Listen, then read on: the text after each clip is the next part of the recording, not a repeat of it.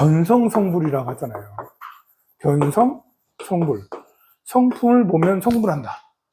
성품을 보면 확연하게 보는 걸 말하는 거예요. 어렴풋하게 보면 이게 제대로 되지 않아. 우리가 이제 이렇게 다이어트 왜 안 되는 거죠? 확연한 확신이 들지 않아. 그래서 자꾸 먹는데 욕심이 생겨. 그리고 운동도 안 해. 이래 되니까 다이어트가 안 되는 거예요. 확연한 확신이 들어야 되는데 다른 마음이 자꾸 들어와.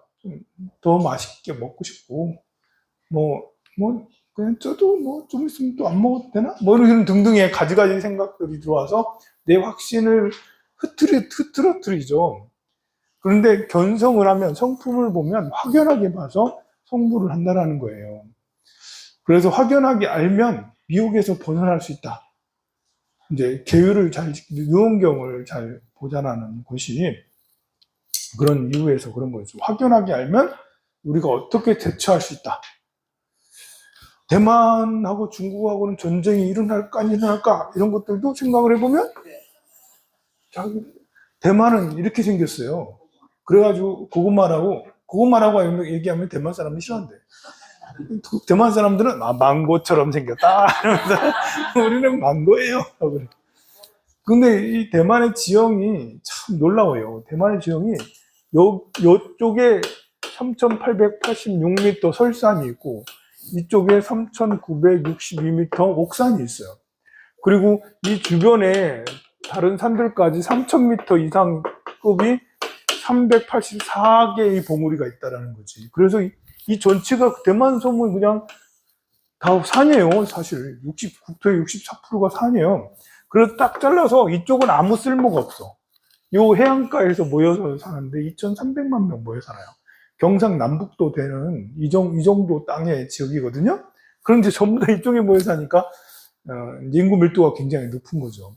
이 섬이 이 1600년까지만 해도 아무 주목받지 못하고 이 나라에 여기 섬에 사는 사람들도 나라를 세울 생각조차 하지도 않았었어요.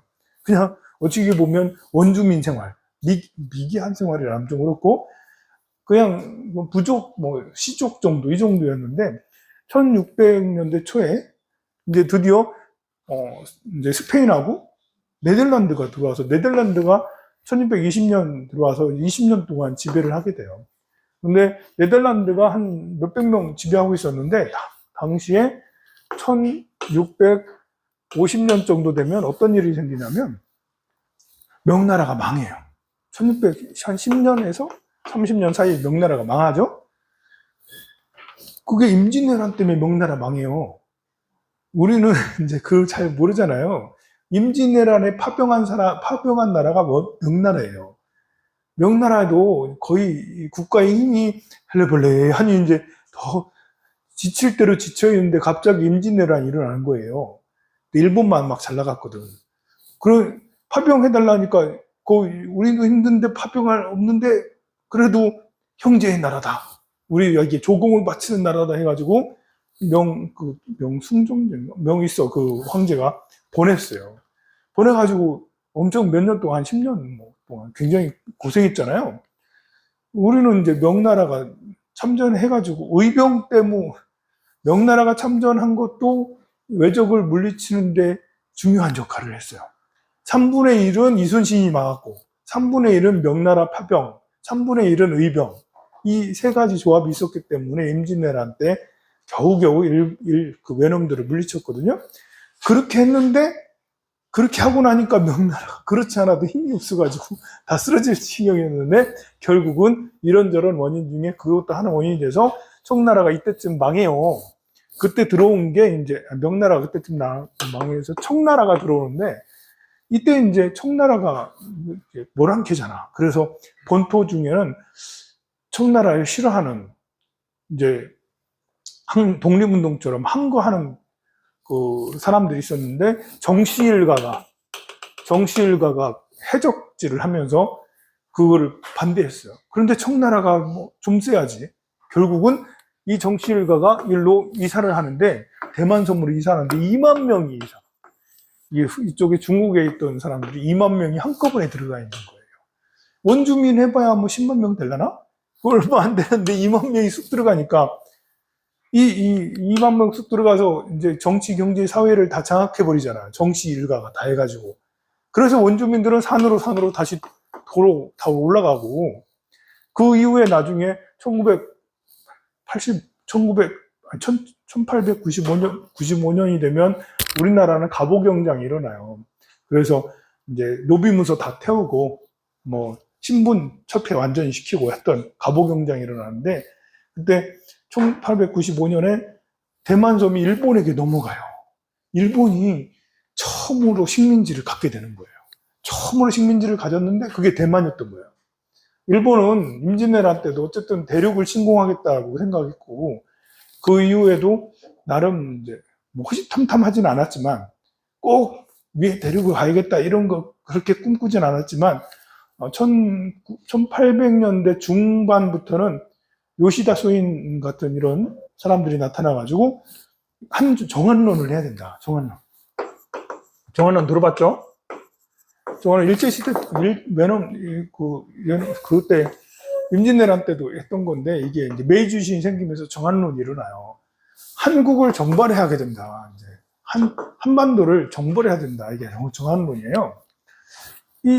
그때 그러는데 이제 대만을 어쩌지 해가지고 청나라를 이겨가지고 겨우겨우 대만을 자기 땅으로 만들었어요. 1895년에. 우리는 이제 우리보다 15년을 더 대만이 일본의 지배를 당했어요. 우리는 35년인데 대만은 50년을 지배당했죠. 그 차저차 하고 그러다가 다시 나중에 누가 오냐면 장제스가 오겠죠. 장제스가 대만으로 피해서 들어오는데 그때 많은 보물들 대만에 올 때 3가지 보물들을 갖고 왔다고 했어. 그 대만에 올 때 금괴를 어마무시하게 갖고 왔다고 했어. 금괴. 그 어디가 다 있나 모르겠어요. 금괴. 장제스가 금괴를 배에다 어마무시하게 싣고 왔대. 그리고 송원명 이제 이렇게 당송원명청에 이르는 그 당시에 모든 보물들, 엄청난 보물들을 배에다 6대나 이렇게 큰 배에다 싣고 몇만 점, 10만 점, 100만 점? 그 엄청난 보물들을 싣고 왔다고 했거든. 그 장제스가 그냥 왔냐? 몇 명만 데리고 왔냐? 그게 아니라 200만 명을 데리고 와요. 여기에 당시에 있던 사람들이 한 700만 명 되거든요, 당시에. 1000만 명 정도 될 거예요. 한 1000만 명 정도 되는데 200만 명 쑥 들어온 거예요. 200만 명은 일자리를 어디서 만들어? 저거 넘어왔잖아. 그래서 여기 있는 현지에 있는 것들 다 뺏어버려요. 일제가 대만한테는 참 잘했어요. 왜냐하면 대동아 전쟁을 치르기 때문에 대동아 전쟁의 물자를 대만에서 많이 만들었어.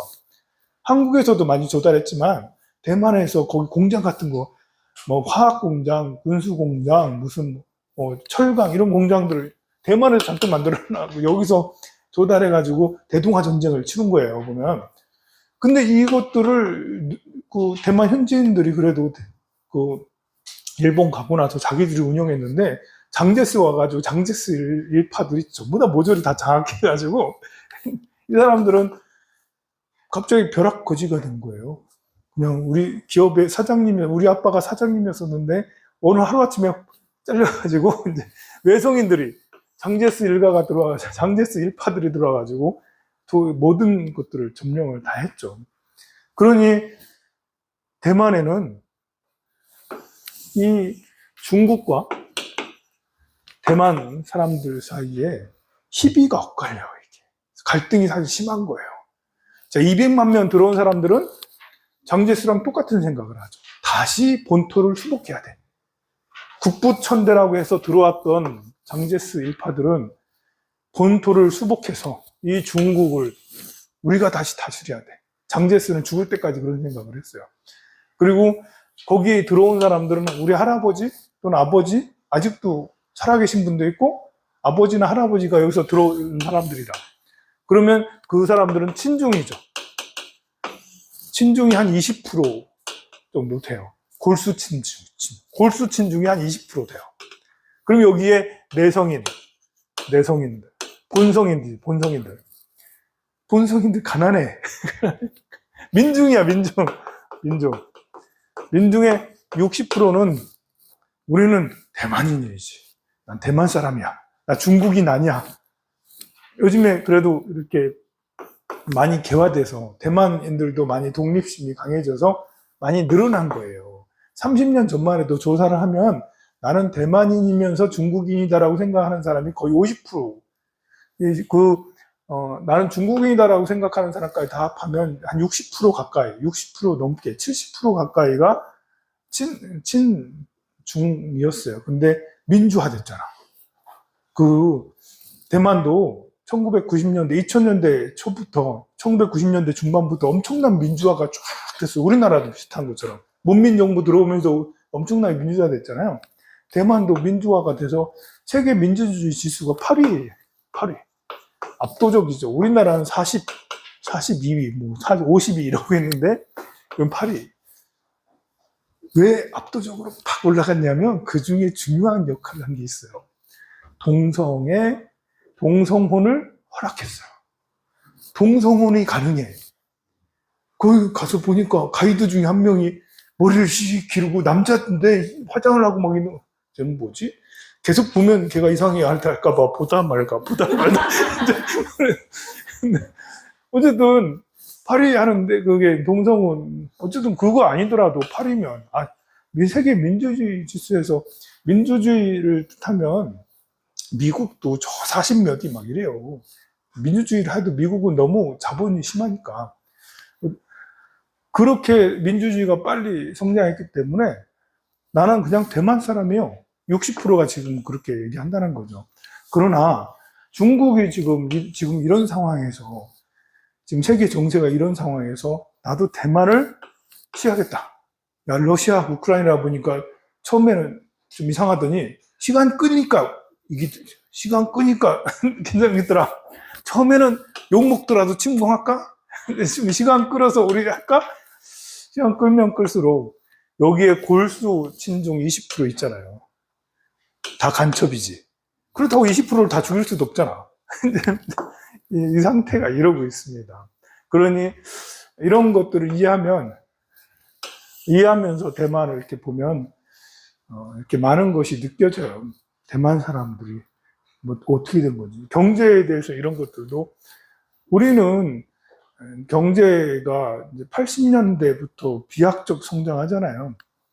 우리 경제는 GDP 성장률을 보면 이러고 있다가 이렇게 된 거거든요.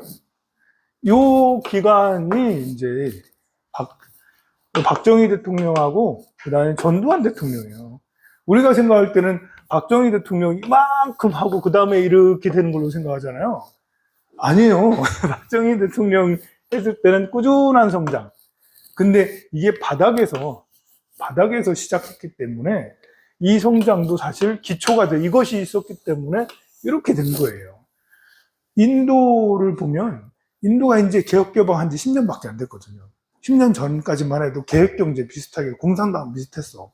모디 총리가 생기면서 이때부터, 그래서 지금 인도가 중국을 견제하는 공급망 재편에 인도가 떠오르는데, 인도는 중국의 공급망을 재편해서 그걸 다 중국이 하던 걸 다 역할을 할 수가 있냐? 했을 때 이게 어려운 게, 얘들은 아직 여기거든요. 이제 10년 우리는 30년 동안 기초를 탄탄하게 닦은 다음에 민주화되면서 엄청난 성장을 한 거거든요. 근데 얘들은 이제 막 시작해서, 중국이 워낙 인도가 엄청 크잖아. 그래가지고 느려 좀. 그래서 지금 뭘 만들려고 해도, 자동차를 만들어도 제대로 중국만큼 뭐가 안 되고, 다른 중화학 제품 철강을 해도 중국만큼 잘 안 되는 거예요. 뭐가 효과가 안 나타나. 아직 몇 년 더 지나야 돼. 근데 몇 년 더 지날 만큼 기다려주나? 이건 베트남도 비슷한 거예요. 중국도 이게 79년 개방했다라고, 중국은. 79년이 돼서 미국하고 정식 수교를 하고, 대만은 이제 79년에 미국하고 단교를 하게 되고, 미국도 나쁜 놈이지. 대만을 버렸어요. 79년에도 버리고. 70년대 중반까지만 해도 대만에 미군이 3만 명까지 주둔 돼 있었어요. 근데 중국이 더 이렇게 경제력이 더 좋을 것 같아서 대만 버리고 79년에. 그러니 79년에 개혁 개방을 해서 1990년대 그리고 2000년이 돼야지 2000년이 넘어야지 실적이 쫙 올라오는 거거든요. 꾸준하게 이렇게 올라오다가 또 20년 걸리죠. 20년 동안 쭉 이렇게 돼서 지금은 엄청 대단한 중국이 돼버렸죠. 미국이 아무리 눌러도 중국이 눌려지기가 쉽지 않겠네요. 자, 이렇게 해서 242페이지 가도록 하겠습니다. 아나나 이런 중생 하나하나의 종류 가운데 각각 12가지 뒤바뀜을 갖춘 것이 마치 눈을 비비면 허공이 어지러이 꽃이 생기는 것과 같아서 오묘하고 원만하고 참되고 깨끗하고 밝은 마음이 뒤바뀌어서 허망하고 어지러운 생각이 갖춰진다 합니다. 내가 지금 부처님의 산마지를 땅과 적용하고 하려면 그 근본 원인이 되는 원래 어지러운 생각의 세 가지 점진적 순서를 세워놓아 비로소 제거해 없앨 수 있으니 이는 마치 깨끗한 그릇에 남아 세 가지라고 했어요. 점진적인 순서 세 가지.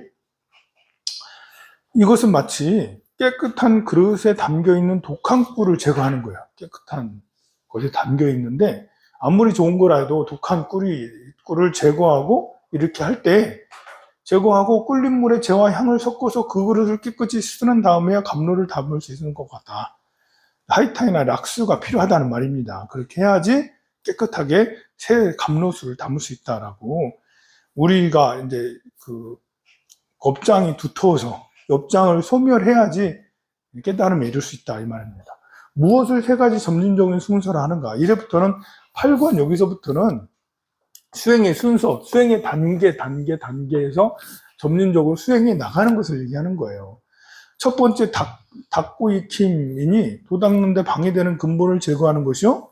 둘째는 참된 수행, 세 번째는 정성을 없애는 것. 이렇게 할 때 첫 번째 먼저 할게요. 243페이지 세 번째 줄. 어떤 것을 도와주는 원인이냐, 도와주는 원인이라 하는가.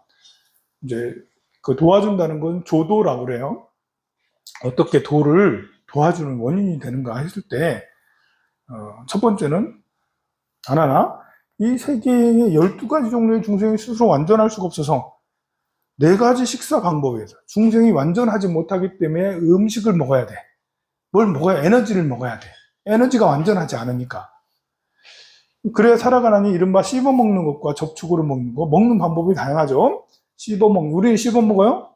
근데 어떤 생명은 접촉으로, 촉식으로, 그냥 문대면 먹어지는 거야, 그냥. 닿기만 하면 딱 먹어진다. 욕망도 이렇게, 우리는 성적인 욕망이 남녀가 포옹을 하고 관계까지 해야지 성적인 욕망이 해소된다고 그러죠. 근데 저 천상에, 이제 도리천 같은 데 올라가면 눈만 마주쳐도, 또 이렇게 손만 이렇게 악수만 해도 저 사천왕은 포옹을 해야지 이제 성적인 욕망이, 도리천은 손만 잡아도 성적인 욕망이 해결된대. 그 다음에 이제 위에 있는 화락천은 눈빛만 봐도 그냥 성적인 욕망이 해소된대요. 그 다음에 위에 있는 타와사천 이런 데는 생각만 해도 남자, 저 남자, 저 여자, 어떤 여자, 남자 생각만 해도 더 이상 성적인 욕망이 일어나지 않는다라고 그러는 거죠. 그런 것처럼 욕망이라는 것도 그런 것처럼 먹는 것도 에너지도 우리는 꼭 뭘 먹어야 돼. 씹어 먹어야 돼. 근데 누구는 접촉만 해도 되고 누구는 생각으로만 해도 음식이 먹어지고 또 안 나는 것입니다. 아나나 일체 중생은 단 것을 먹기 때문에 살고 독한 것을 어떻게 탄수화물을 알아가지고 보면 탄수화물을 단 것이 탄수화물이잖아. 탄수화물을 먹기 때문에 우리는 살아요. 탄수화물을 먹기 때문에. 에너지가 탄수화물이에요. 그리고 독한 것을 이게 또 이제 이렇게 요즘에 말하는 이렇게 독을 없애는 걸 뭐라 하죠? 요즘에 독 없애는 걸 뭐라 하잖아요. 몸에 독기를 다 뺀다라는. 해독을 뭐라 하던데? 디톡스 그래. 디톡스. 그래, 여기 보면 디톡스 하는 거잖아요. 보면 독한 것을 먹기 때문에 중란이 디톡스를 해야 된다. 단 것을 먹고 탄수화물을 먹고 그럽니다. 디톡스를 해야 돼. 이 모든 중생들이 산마지를 구하고자 한다면 마땅히 세상에 5가지 냄새나는 채소를 꺼내야 된다. 자, 오신척이 나옵니다. 능은경에서 재미있는 이야기가 자주 나오는데 바로 이 오신채를 먹으면 안 된다라는 게 경전에 유일할 수 하진 않지만 여러분들이 볼 수 있는 경전 중에 유일해요. 화엄경이나 법화경에 안 나옵니다. 이런 거는 오신채를 먹지 말아라. 아주 강력하게 오신채 먹지 말라고 나와요. 오신채는 파, 마늘, 부추, 달래 한 가지 더 있는데 그건 잘 안 보이는 거라고 그래요. 이 파, 마늘, 부추를 말하는 거예요. 양파 들어가냐? 양파까지도 파라고 그래요. 그래서 파, 마늘, 부추, 달래 이런 걸 먹지 말라고 돼 있는데 채소 그걸 끊어야 된다. 이 5가지 이 매운 채소는 익혀 먹으면 음란한 마음이 일어나요. 익혀 먹으면 자꾸 여자 생각, 남자 생각, 성적 생각 난다는 거예요. 그러니까 고기 먹을 때 마늘 이렇게 먹는 걸 보면 여러분들 구워 먹잖아요. 아, 저거 익혀 먹으면 음란한 마음이 자꾸 일어나는데 왜 자꾸 저걸 구워 먹으려고 자꾸 그러는 거지? 또 보면 생으로 먹으면, 날것으로 먹으면 성내는 마음이에요. 오신채는 생으로 먹으면 화나는 거예요. 자꾸 짜증나. 마음이 급해지면 화가 나잖아요. 보면 뭘 하고 싶고 되고 싶고 하는데 마음이 급해. 그럼 자꾸 화가 나. 마음을 급하게 하는 거야. 그래서 이 파, 마늘, 부추 이런 것들은 익혀 먹으면 음란해지고 생으로 먹으면 버럭버럭 맨날 화를 내고 이런다라는 거잖아요. 이렇게 잘 들으세요, 이거. 그래서 이 출처가 여기 있는 겁니다. 그러므로 이 세계에서 매운 채소를 먹는 사람은 비록 12부 경전을 설법한다 하더라도 시방의 하늘이나 신선들이 그 냄새를 싫어해. 이게 음란한 마음이나 성내는 마음뿐만 아니라 내 주변을 옹호를 해주는 신들이 다 떠난대. 신이 떠나고 뭐라고 됐냐면 이거 더 재밌는 얘기 나옵니다. 꼭 봐야 돼요. 떠날 것이 모든 아기들은 그가 밥 먹을 적에 그 입술을 핥는데요. 그냥 파하고 마늘 먹잖아? 그럼 내 옆에 아기 들어와서 내 입술을 핥고 그런다잖아. 더럽게. 아기 들어와가지고 그런데요. 그러니까 파마늘 먹으면 이렇게 되는 거래요. 이렇게 돼. 입술을 핥음으로 항상 귀신과 함께 있게 돼서 복덕이 날로 사라진대. 파마늘 먹어가지고. 그래서 영원히 이익될 게 없다는 겁니다. 또 매운 채소를 먹는 사람은 산마지를 닦더라도 보살과 하늘 신선 그리고 사방에 선신들이 와서 도와주질 않는데 선신들이 안 도와준다잖아요. 힘센 마구니의 왕이 그 틈을 타서 부처님 몸으로 가장해서 설법을 하되 그 많은 계율을 그르다고 비방하고 이 그 많은 계율이 그르다고 비방하고 음행이나 성냄이나 어리석음을 찬양한대. 아, 괜찮아. 고기 먹어도 돼. 화내도 괜찮아. 화나도 괜찮아. 아이고 돈 많이 벌어. 그 공부하는데 아무 지장 없어. 돈 많이 버세요. 이런 말을 하고 다닌다라는 거예요. 뭐 파마를 먹으면 그런 걸 옹호하고 이게 이제 재물이나 뭐 용락을 성적인 용락을 닦는 이런 것들을 해도 된다고 막 그렇게 하고 다닌다는 거. 마구니들이 그 틈을 비집고 와가지고 마왕의 말을 자꾸 한다는 거잖아. 파마늘을 먹으면. 그래서 설법을 하되 그 많은 계율을 그러다고 비방하고 음행, 성냄, 어리석음을 찬양한대요. 그거 해도 괜찮다라면서. 죽어서는 마왕의 권속이 되었다가 마구니의 복을 다 받게 되면 무간지옥에 떨어질게요. 파마를 먹고 무간지옥 간다고. 파마를 먹고 무간지옥 간답니다, 여러분들. 잘 들었죠? 안 하나? 보리를 닦는 이는 이 5가지 매운 채소를 영원히 끊어야 하나니 이것은 수행을 증진해 나가는 첫 번째 차례라고. 이 가장 기본이 되는 차례랍니다. 자, 어떤 것을 정성이라고 하는가 하면 하나하나 이 중생들이 산마지에 들어가려면 먼저 깨끗한 계율을 엄하게 지켜서 음욕의 마음을 영원히 끊고요. 술과 고기를 먹지 않으며 불로써 음식을 깨끗이 하여 날것의 기운을 먹지 말아야 합니다. 자, 여기서는 날것을 먹지 말아야 된다. 날것의 기운을 먹지 말아야 된다까지 나옵니다. 우리가 이제 해물은 고기가 아니라고 생각하는 사람들도 있더라고요. 네, 해물은 먹어도 되나요? 고기 아니잖아요. 이제 우리는 고기를 먹지 말라 하면 소고기, 돼지고기, 닭고기만 생각을 해서 해물은 먹어도 되는 거 아니에요? 이렇게 하는데 아닙니다. 해물도 사실 고기에 들어가요. 근데 여기서는 회도 먹지 말라. 날 것을 먹지 말라. 저 수행하는 사람이 만약 음란한 마음과 살생한 마음을 끊지 않고서 삼계에서 벗어나는 그러한 이치가 없답니다. 이렇게 확 못을 딱 박았네요. 그런 이치가 없대. 마땅히 음욕을 독사보다 더 무섭게 여기거나 원수와 도적을 보는 것처럼 해야 할 것이다. 그래서 이제 옛날 스님들한테 이제 그 모녀 스님도 여자는 심호 독사다 해서 독사보다 더 심한 게 여자다. 그렇게 이야기를 하는 것도 그 여기에서 이제 나오는 그런 것입니다. 독사보다 더 무섭게 여기거나 원수나 도적으로 봐야 된다. 예쁠수록 더 원수다. 나는 더 예쁘고 잘생긴 사람하고는 도적이다. 이제 원수다라고 이렇게. 자, 먼저 성문의 4가지 또는 8가지 내침을 당하는 계율을 잘 지켜서 몸을 가다듬어 흔들리지 말고 그런 다음에 보살의 깨끗한 유를 닦아야 된다라고 이게 첫 번째 단계입니다. 이렇게 해야지 간해지가 나오게 돼요. 자, 이런 거 보면 우리나라 불교는 전혀 안 그런데 이게 참 우리나라는 그렇지 않잖아요. 우리나라는 형상보다 마음을 더 중요하게 여겨요. 형식보다 마음이지. 파마늘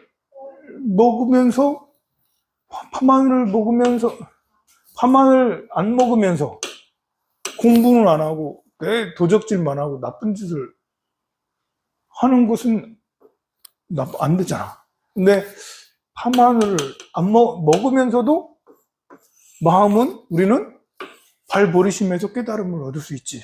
마음이 더 중요하니까. 그래서 이제 마음을 더 중시 여기는 이게 화엄경의 유식무경에서 일체 의심조. 모든 것은 마음에서 만든다. 이 형식은 만드는 게 아니다. 중요하지 않다. 마음이 더 중요하다. 그러니까 고기 마음대로 먹어도 생명을 소중히 여기는 이 마음이 더 중요한 거지. 고기를 안 먹는 게 중요한 게 아니다. 이성을 가까이 하는 이것이 중요한 게 아니다. 발버리심에서 깨달음을 이렇게 수행을 하려는 이것이 더 중요한 거지. 그래서 우리나라는 원효 스님을 극찬하잖아요. 그의 무해박을 두드리면서 술 마시고 노래하고 그렇게 하시면서 또 여성하고 관계하시면서 아들까지 낳으면서 했던 원효 스님은 완전 파괴승인데 우리나라에서는 제일 성승이라고 한 거는 일체의심조니까. 원효 스님이 이렇게 파괴는 했는데 또 설법도 잘하고 신통도 있고 수행도 잘해. 이건 뭐지? 보통 여기 보면 그렇잖아요. 보면 오신채를 먹으면 지옥 간다 하잖아요. 다 마군이라 하잖아요. 말하는 것이나 뭐 행동하는 것이 다 마왕의 침범을 받아서 마군이라고 하잖아. 근데 원효 스님께서는 대승기 신론이라든지 무슨 신론이라든지 이런 것들을 보면 아니 세상에 계율을 엄청 잘 지키는 그런 스님들보다 더 뛰어나고 훌륭해. 말씀이 팔만대장경의 정수만 촉촉촉 뽑아가지고 제대로 된 핵심적인 정법의 가르침을 다 해. 원효 스님은. 그러니까 이제 뭐지? 우리가 원효 스님을 존경하고 추앙하는 거는 아니 법을 추앙하는 거지. 무해박을 두드리면서 파괴한 걸 추앙한 게 아니잖아요? 이게 더 중요하지. 근데 나중에는 이제 그 원효 스님이 이렇게 해도 되더라. 이것이 멋있다라는 거지. 이것이. 우리 대한민국 사람들은 이렇게 해도 이거 되잖아. 이것이 더 멋있는 거 아니야? 이렇게 하면서 형식을 지켜가면서 이건 꼰대 아니야 꼰대? 이거 꼰대다. 이제 고기 먹지 마 이러면서 이제 뭐 꼰대처럼 왜 강요를 하냐, 형식을. 이게 이제 이렇게 대한민국 분위기가 이렇게 얘기하면 자꾸 꼰대라고 그런 분위기가 좀 이렇게 있는 것도 이렇게 우리나라의 화엄경 분위기고, 이렇게 대만에 가면 전혀 분위기가 이렇지 않아요. 이게 중국의 분위기는 느엄경 분위기예요. 근데 우리 불교의 5대 경전 안에 들어가요, 느엄경이. 중요한 경전이에요. 우리는 중요한 경전을 공부하고 있는데, 한국 불교에는 느엄경이 별 영향을 못 미쳐서. 그래도 조선시대까지는 그래도 조선의 유학자들이 느엄경을 되게 좋아했다 했거든요. 느엄경이 이게 한문이 어려워요. 금강경하고 법화경, 화엄경은 한문이 쉬워요. 근데 느엄경은 한문이 무슨 번역본이 무슨 원본 원래 그 유학 그러니까 공자 맹자들이 쓰고 명자가 쓴 그런 거보다 느엄경이 어려워. 그리고 사원절구로 네 글자 이렇게 돼 있어. 그래가지고 그 어려운 거 좋아하는 유학자들이 금강경, 법화경 이런 것들은 잘 안 보고 느엄경을 그렇게 열심히 봤다라는 거야. 그러니까 또 느엄경을 보면 딱 스님들 놀리기 딱 좋아요. 이게 여러분이 요 경전을 읽으면 스님들이 새로 보여. 요 경전을 느엄경을 읽으면 스님들 오신채를 먹는다고? 스님 아니네?